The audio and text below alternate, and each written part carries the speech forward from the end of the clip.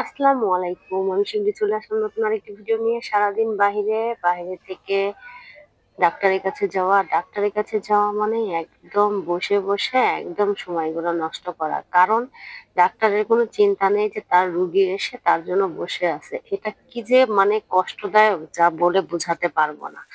আর এরা যে কেন এমন করে আমি নিজেও, আমার ভালো লাগে না। কারণ টাইম বলে এক, তারা আসে আরেক টাইমে। কেন এরা কি বুঝে না যে সময়ের আসলে দাম আছে?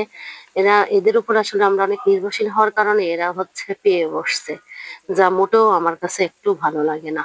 এটা আসলে চেঞ্জ করা উচিত। একটা মানুষকে টাইম বলবে, সেটা থেকে হয়তো আধা ঘন্টা না হলে 10 মিনিট এরকম লেট হতে পারে, কিন্তু ঘন্টা কি ঘন্টা বসে থাকে, এটা কেমন ধরনের যৌক্তিক? আমার কাছে এটা সবচেয়ে খারাপ বিষয়।